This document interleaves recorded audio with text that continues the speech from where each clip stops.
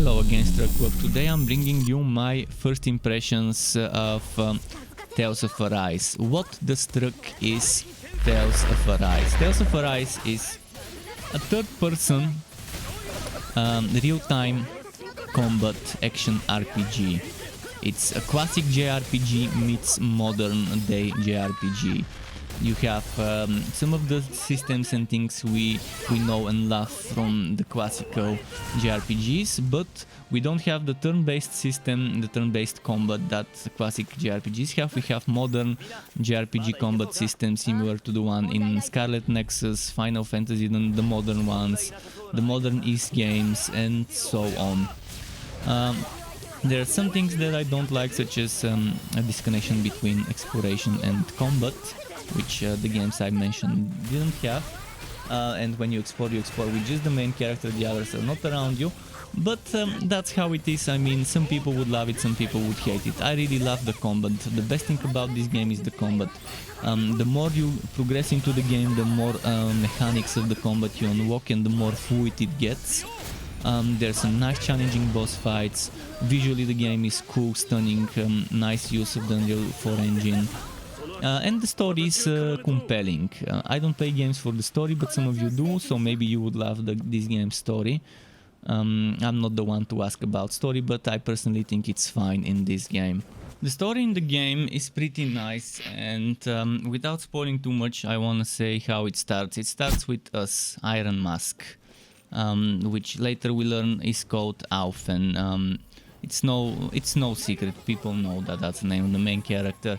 And just some background, the Dahna people have been enslaved at the hands of the Renas. Among them is Iron Mask, a man with no face, no memories, nor even a sense of pain, who spends his days protecting his fellow slaves from the wrath of the Renas and occasionally being saved from them himself amidst an endless cycle of forced labor in the Coagulant heat. And just like any other JRPG, old school or modern one, we have a bunch of other characters that we meet on our journeys, and eventually those characters join us. They join us and become our teammates that in this game you can use as your main. You don't have to main Alphen. If you don't want to main as Alphen, you can control a different character that has joined your team. You start with Alphen, then there's Shionne. Then there's a sorcerer girl Rinwell, then there's Woe and Kisara, and then Dohalim. So you have those 6 people. From those, more about formations and stuff later, but from those you just kind of, with all of them you would be fighting some corrupt wards and trying to just solve certain mysteries. I don't want to spoil too much, so I'm just gonna stop here and move on. When it comes to combat, I will quickly try to be brief and just mention the most basic things about it, the most important things about it. What you're seeing right now is the help from within the game. You would also be seeing some gameplay. So there's basic combat stuff such as basic attacks, which is left click or Q on PC, and that just does some basic attack combo. Then there's arts, which are spells, skills, abilities that use certain points, that use certain AG. And there's proficiency for the arts, and they can level up, they can get stronger as you use them. You can have 3 ground and 3 aerial arts, with another set unlocking of 3+3 later on. There's things called boost attacks, which as you get the boost gauge, which is BG up for a corresponding hero, you can use a certain button. On PC that's 1, 2, 3, 4, control 1, control 2, control 3, control 4, based on whether the hero is battle or support hero. And that uses a certain attack. Each hero has their own boost attack, each hero has their own strike boost, and boost strikes is a combination between 2 heroes. So boost strikes happen when you have a blue bar, a blue glowing strike, 1, 2, 3, 4, etc. And that kind of you pick one of the allies, and randomly in a tandem with another ally they would do a special attack. There's a down system where enemies take more damage when they're down. There's a counter edge system where you perform a counter after a perfect guard or evasion. There's over limit where as you take damage and execute perfect evasions, you fill up the over limit and eventually you can activate it, and during over limit you can use arts without consuming AG, but monsters can also get over limit. And also keep in mind, during over limit you can use a mystic art by pressing 2 of the 3 art buttons, and it's always the same one, so it doesn't matter which combination. There's combos with diminishing returns, so you would want to use no more than 4 times the same art in 4 actions. You'd want to use as many different arts as possible, and don't use an art for more than 4 times after one after the other. There's Skits, there's fleeing, there's elements, there's physical elements, etc. There's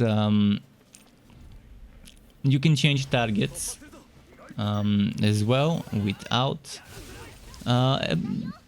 There are special boost strikes where during boss fights, an nemesis boss for a certain character, you would have an option at a certain point to press a certain button so that character uses something like that. There's, as I mentioned, support members can also have their boost attacks or boost strikes. And I think that pretty much covers all the basic stuff. There's weak points, like a glowing orange point on an enemy that you might want to keep damaging, so you can break them and put them down on the ground for a while. Each hero has their own fighting style, their own perk, their own boost attack, and boost attack combos. So hopefully this one was a short, quick explanation of how the combat is. I really like the combat. Fast-paced, fun. Let's talk about the world and the map size. The world is huge, it's vast, it's beautiful. There's a lot of things to explore. You can see here where we are. There is a bunch of structures, a bunch of houses, a ruined village. But we can go to a different place. We can go. I wanna go to. Let's just show you some of the structures first. First, you start with Kawaglia, continent number 1. There's Siswodia, then Menancia, then Mahaxar, and there's the Owl Forest, which I don't want to spoil about. See, this is more of a canyon region. You can see the images. It looks like a canyon, sandstone. This one is ice. Ice dungeons, etc. This one is lush green lands, pretty nice looking lush green lands, and this one is destroyed stuff that has been like desolate lands.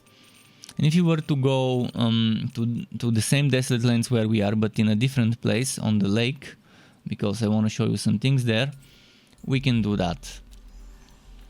And we'll go back to the map just so we can show you how much map diversity there is. If you just take Kawaglia, there's Mogul, Mosgul, then there's the mine tunnels, then there's the ravine, then there's Uzbek, which has Uzbek and the inn. You can see the maps of both. Then there's the wastes, then there's the ruins, which has entrance, then 4-1, 4-2, 4-3 for final residential quarters. There's garrison, and see, all of those have multiple floors, some of them with multiple points of interest to discover, which is pretty nice because that's just too much zones, not too much actually, a lot of zones, a lot of stuff to discover, all with their own maps and points of interest and stuff. And if you look at the map, for example, you can see icon details, and let's show you something with a lot of icon details. Fast travel point, camping point, collection point, mining point, fishing spots, etc. There's inns. I want to show you what an inn looks like. So let's just show you here. You can rest on inns as well as on camping points. And you can see this one has some lakes, it has some big monsters, it has some fishing spots, mining spots, spots where you can get some lettuce, salmon, etc. The fishing spot is over here. So it has all of it, almost all of it. There's still some stuff that's not here.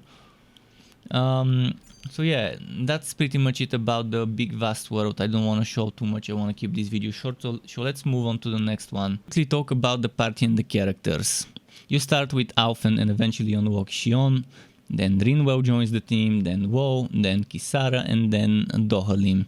This shouldn't be a spoiler because those names should be known from websites and other promotional material, but yeah, there are 6 party members, and the party members are formed like that. 4 of those are battle, 2 of those are support. Battle party members fight alongside you, and they they take damage and they do damage all the time, whereas the support members you can only call for boost and boost strikes. So keep that in mind. There's auto, semi-auto, and manual for those. Each party member has their own different SP, which you eventually later use to learn certain skills. More about that in the build diversity segment. How and what you can level up here, different skills, you can unlock new abilities and new completion bonuses. They each have arts that they can use automatically if you don't control them. You can control any one of them as a main, or you can just use it as an automated bot to help you. I use Alphen as main, and you can see since I've unlocked the second set, I have 3 ground, 3 aerial, another 3 ground, another 3 aerial, that you can choose which one to go for. As you unlock more arts, you have more choices. Each hero has their own equipment, more about that in the itemization segment in a bit. Each hero uses a different type of weapon, a different type of armor, and they're sharing the accessory. At first, again, you won't have access to all of them unless you progress the thing. Party leader, you change with F on PC, and whoever is the party leader is the character you control, the main, while the others would be automated. And since others can be automated, you can tell them which ability to use or not use. Simple as that. And there's a strategy: fight with moderation, focus on healing, fight aggressively, don't spend CP, or you can do a custom one with custom new actions and stuff. Okay, enough about that. Now I'm gonna try to be brief about the itemization. Each hero has a weapon, an armor, and an accessory. Weapons can only be crafted. Armors you can find or get as drops, or you can buy them. No crafting. And accessories you can craft or get as some rewards. And accessories where the diversity comes. More about that in build diversity later on. So yeah, accessories are shared between heroes. You can put any accessory on any hero, whereas the weapons are locked. This one uses swords, this one rifles, books, shield, fist, staff, and the armor is specific. You can share armor between them. That's it for this. There's also other items such as consumables, very useful, especially orange gels that give you CP. And there's resurrection things, and there's leaves that give you permanent stat boosts. There's all sorts of materials. There's accessory materials as well, used to craft accessories, and other things such as costumes and recipes. Limited standard JRPG itemization. You find an item, then you find the next one, and so on. I wish there was more, but I guess it's more standard, more classic, so people might like this. And that pretty much is it for the itemization. I'm gonna quickly show you the crafting interfaces later, so you can see those. And actually on the screen you should have been seeing the crafting interface for those things, but basically you go to an NPC that allows you to craft them, to craft weapons by using materials, or maybe using previous weapons that you've had as prerequisites to craft the refined version of it, and so on. And for accessories you just pick which accessory to craft, and then you can enhance the accessory. The next step would be talking about build diversity, and as I mentioned, every hero has active art to use if you use it as an active hero. And if you use it as a support hero, as a hero that's in the battle but not in the support, just fighting alongside you but not someone you control, you can tell them which arts to use and which arts not to use. For example, if you want to just make her use healing, that's first aid, recover, and maybe resurrection, and you want to probably enable those 3, actually 4 with healing circle, and then disable everything else, and then she won't fight. She will just do support. You can just disable those. For this guy, you decide, do I want something that's like multiple swashes? Do I want something that is upwards? That just, see, this means it goes up when you use it. Or do I want something that rushes forward? Then what do I want to put in my second set if I've unlocked the second set? What do I put in my aerial attacks? Do I put something that pushes me down, or do I put something that does an attack in the air without charging down? Again, this is the diversity. You have 3 ground, 3 aerial, and another set of 3 ground and 3 aerial eventually that you unlock. And you decide, do you want sword strikes? Do you want something that's flaming edge? Do you want incineration wave, explosive ring, or more explosive rings? You can see there's different types.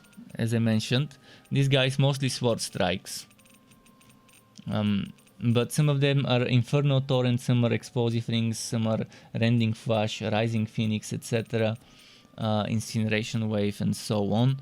They're all sword strikes and they're all flaming edge, as you can see.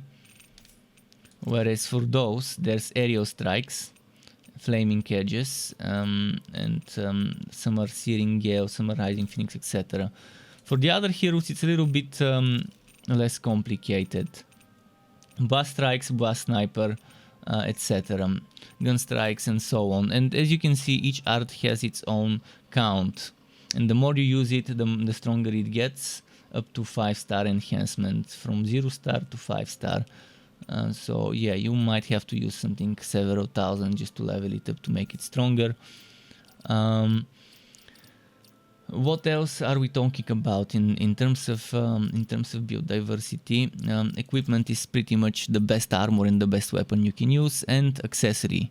For accessory, you decide, do you want something that gives you attack, penetration, defense, elemental attack, resistance? You want something that makes you take less damage from a certain type? You want to do like me, stack penetration percent and penetration flat? Do you want to go for attack stacking, which is attack percent, attack flat, and something else? Do you want to go for immunity to poison, immunity to freeze, immunity to paralyze? Do you want decreased aggro or increased aggro? For example, on this one, because I want her to be the tank, I have increased aggro. On the healer, I've put decreased aggro. On this one, I've put pretty much penetration. This one, I don't use it anymore as an active, so I guess attack only is what they need, because they're my support heroes. For this one, I decided to go for attack, and a little bit of fire damage, although fire damage is a little bit of taste, a little bit of extra taste, extra sprinkle. Apart from that, again, I mentioned it's all about which ones you level up first. Which one you go for? Do you go for the ones that are cheaper to complete? Or do you go for something that's more expensive to complete but will give you more stats? Like in my case, I'm going for this one, which has some expensive ones to do. I could have completed this one much sooner, but I would only get 10 resistance, whereas with this one I'm gonna get 40 penetration. And again, this one is not a hero I have on the battlefront, so I don't need the resistances as much as I need the penetration. But then another thing you need to consider is arts. This one unlocks a new art called Air Pressure. This one unlocks Solitary Captivity. This one unlocks increased boost gauge from enemy downs. This one unlocks Recover, increased down damage, increased rot extension critical damage.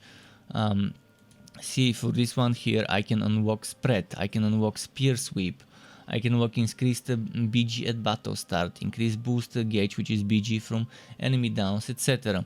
So which ones do you go for? Do you go for something that's cheaper so you can finish titles, get the completion bonus first? Or do you go for specific abilities first and specific passive procs and so on?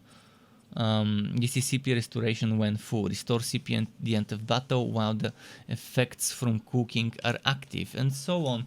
There's a lot of things to consider, but in general, if you want to grind, you can just go in a zone like this, fight a bunch of enemies, get a bunch of CP, SP I mean, then revote, rest, then those would respawn, and keep grinding, keep fighting. Then you can end up leveling everything before moving on through the story, if you feel like it. If you like grind. I don't like grind, so I don't do it much. I just kill whatever's on my way, and just go on with the quests. That's pretty much it for the diversity.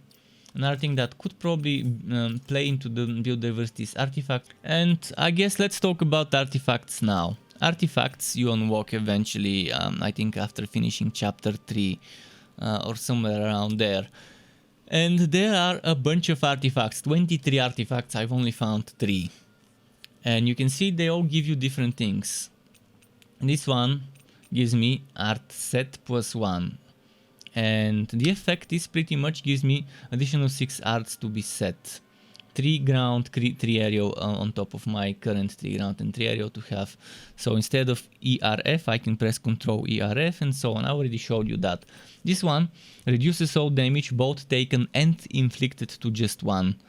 So you do 1 damage per hit, you take 1 damage per hit.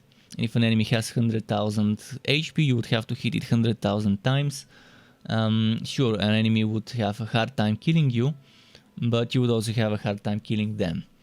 This one makes the effects of recipes last 10% longer, and you would keep finding artifacts as you progress through the game. And you can see they're all Easter eggs from Bandai Namco games. This is from Gator Panic, this is from Soul Calibur, and this is from Pac-Man. Some Easter eggs. And that's it about artifacts. Passive boosts that you can toggle on or off. The one you cannot toggle is the Crocodile Crusher, because it's always on. But the others you would be able to toggle on or off. Next I want to talk about resting and restoring CP.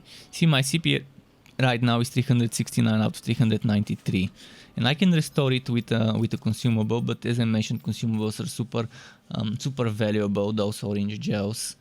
So you wanna just save them for boss fights and not use them randomly in the open. In the open, you can rest at a fireplace, which looks like this. Camping point. This is where I am, or you can go to a town with an inn and rest in the inn. In the inn you would see this NPC, you can go talk to it and rest there. I'll show you camping resting. When you rest, you have certain things you can do at the camp. You can access DLCs and see some skins. I'm gonna quickly show you some, not all. You can claim unclaimed DLC items. This is the downloadable content, just a quick overview of some of the skins you can preview. There's some pay to win, if you can even call it that, in a single player game, but there are some things that are boosters that make you stronger as DLCs, but most of it is just costumes. Various costumes for all the heroes that come with certain DLCs. And that's pretty much about the DLC stuff in the camp. There's Reminisce, which lets you see skits and cinematics, more about that at the end of the video. And you can cook or not cook before resting. And different recipes you would unlock as you progress, and they have different effects. And if you take this vegetable soup, it requires tomato and potato. And it gives you rare or rate up. But you can see something called favorite meal effect. That means if you cook it with a certain person, you get a certain effect. Alphen gives it cooking effect 15. WoW gives it cooking effect 50%, but reduces the duration by 25%. So from 8 minutes it goes down to 6.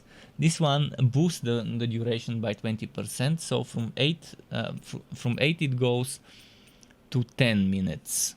But the effect is the same. And you just decide which one to take. So if we do this, Alphen cooks it, and you see something here about him cooking it. Sometimes if you cook something for the first time, you would see a longer cutscene and some talking. Now, before sleeping, you can choose to talk to some person.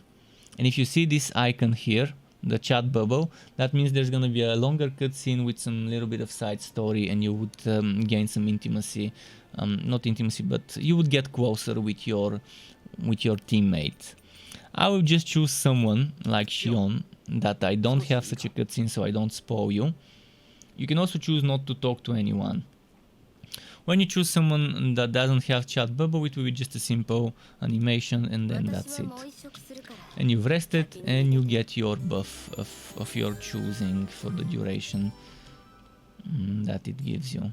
That's pretty much it for camping. Now my CP is full. There are two side activities I want to mention, and that's the ranch, managing your ranch, and fishing. See, I've just reached maturity with a cow, horse and chicken. And this gives me beef, horse meat and chicken. And you have options to raise 3 livestock. Maybe there's going to be room for one more. But you can raise 3 types of livestock at the same time. You start with cow, pig and chicken, eventually you unlock horse and probably some more later on. If we put the cow, you see once you select something, you can either feed them regular feed or give them feed that gets them to grow faster. So you can collect the results faster, this one, the speedy one, or fattening that gets them to be bigger, so you collect more resources, or the miracle, which is 2 in 1. Let's use 2 in 1 here. Then let's pick a horse, and on the horse we can just select the speedy one, or let's select the fattening. And we can select a chicken without anything bonus, so let's select the basic one, and you can see now this one has plus and a timer. This one just has the plus, no timer. This one has neither of them. So this one will be quicker and yield more results. This one would yield more results same time. This one would be same time and same results as default. And you have guards. You have 4 slots for guarding. 2 guard dogs, 2 guard cats. Cats guard from mice, dogs guard from monsters, mind you. And you can take off guard duty. Or you can put on guard duty the dog. You can have more cats or more dogs. You choose what to do. I go for 2 and 2, and that's how it is. That's the default. And yeah, that's pretty much it for the ranch. The other side activity is fishing, which is a little bit... I think they've overdone it with fishing. They could have done it much simpler, much less complicated. See, you have to cast the word, you can buy better words that yield better results. Now you can shake, and boom. You can do hard shake with Q, boom. And now W.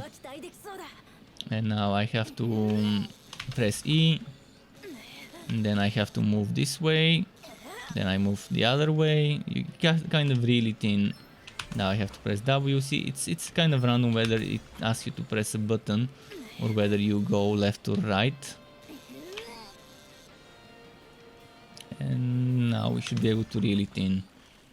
I think this is a bit too much, but some people love those mini games, and for those people this would be a fun system to enjoy. And there's different types of fishes with different rarities, different sizes. And eventually you have a place where you keep track of what you've caught. You can use the fish for recipes and so on. And there's fishing spots all over the world. You have to look for this symbol. Let's show you this symbol. You can only fish on fishing spots. And fishing, you don't unlock it until later on, around after chapter 3 or so. What are skits? Skits are small cutscenes as a little bit of extra side story that exist in the game. And in every zone you would have at least one skit. Mostly there would be multiple skits.